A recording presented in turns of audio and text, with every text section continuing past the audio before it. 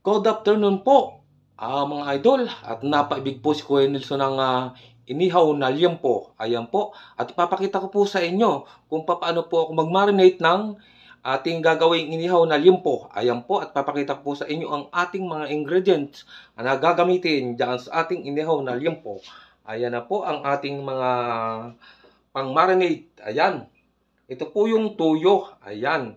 Lagyan po natin ng tuyo. At ito po yung ating kalamansi.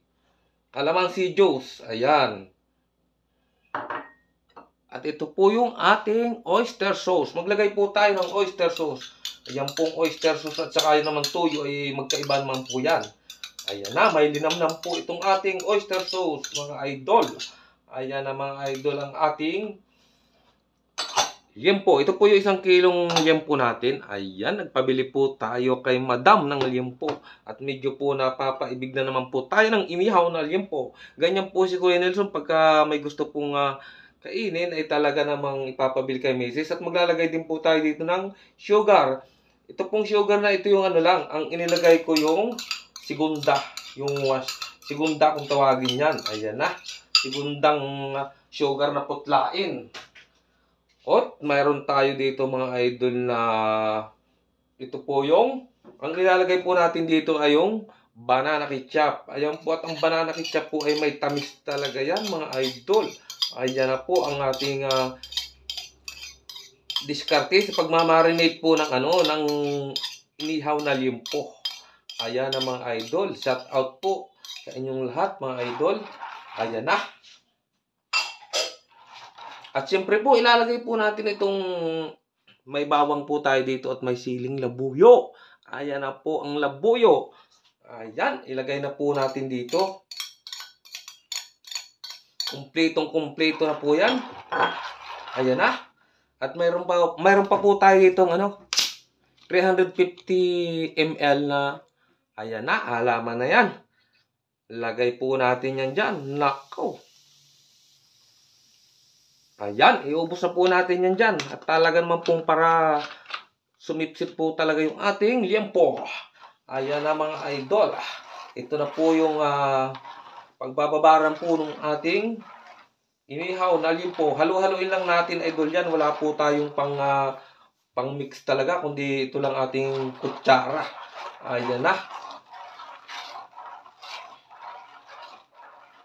Ayan, haluin lang natin, i-mix lang natin ng ayos, mga idol. At para naman po talagang sulit na sulit po yung ating pagmamarinate niyan. Imamarinate po natin yan ng 4 na oras. Ayan, para po talagang talab na talab hanggang sa kailaliman po mga idol. Yung ating mga inilagay na panimpla dyan. Ayan na, mga idol. Ayan na, ilagay na po natin yung ating liempo. Ayan, mga idol ang ating liempo. Kagaganda at yan talaga po ay sa bagong katay ko talaga po pinabibili si Mrs. niyan. Doon po sa palengke pag madaling pag agang maaga po ay talagang fresh na fresh po ang mga baboy talaga. Yan ay binubuhat pa po at dinadala doon sa mga mesa. Ayan, mga buo pa pong baboy na bagong katay. Ayan na mga idol, ang ating minamarinate na liempo. Mga idol, i-marinate po natin ito ng mga 4 na oras. Ayan na.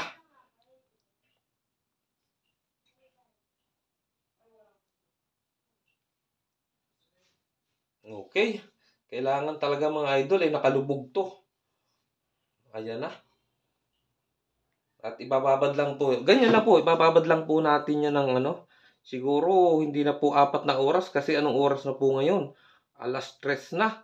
Mag-iihaw pa tayo, 3:00. Ayan, tama po. Hanggang lang, 2 oras lang po itong ibababad ko. At siyempre, igagabihin tayo. Ayan ang mga idol, ang ating liempo. Ayan po, mamaya may babalik-balik rin lang po natin dyan. Ayan na po yung ating minarinate na liempo. Sige mga idol, at ito po ay ating i-cover na. At ilalagay po natin muna sa... Pero kahit hindi na. Hindi ko nilalagay sa refrigerator kasi naman po counting oras ko lang naman itong mamarinate. Ayan na yung ating masarap na liempo. Masarap na liempo mga idol. Ayan na. Bali-baliktarin lang po natin yan mga idol.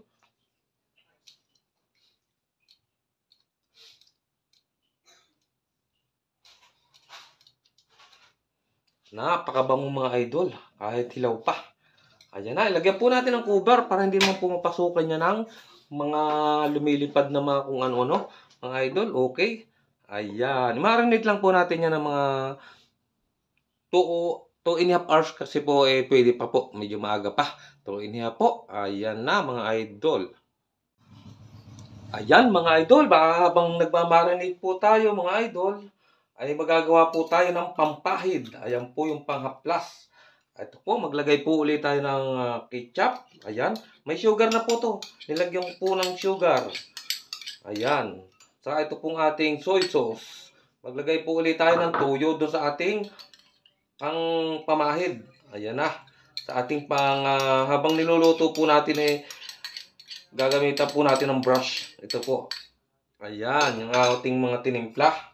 At lagyan din po natin ng oyster sauce. Ayan na. Ayan, kaunti lang pong oyster sauce ang lalagay ko dito kasi nakamarinate na naman yan mga idol. Ayan, dapat na pang brush natin dito medyo malapot po siya. Ayan. Ayan, tamang-tama mga idol yung lapot nito. Ayan na. At yan po ay may namis-namis talaga yan. Wow, napakabango mga idol. Ayan, i-mix lang natin. Tapos ay i-cover natin at mamaya-maya pa po magpapaano pa po tayo ng apoy. Magpaparakit pa po tayo ng apoy.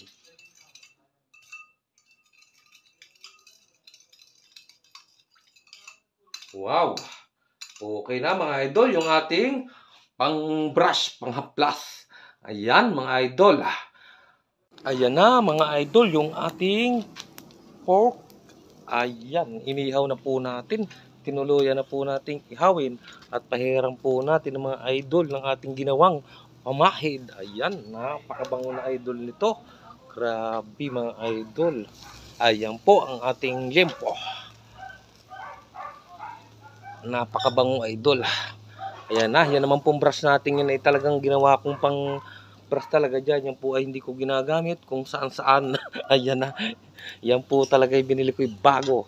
Pang ihaw ko po talaga yan mga idol. Ayan na, ganyan po natin at mamaya-maya po ibabalik na rin lang natin yan mga idol. Ayan na ang ating pork.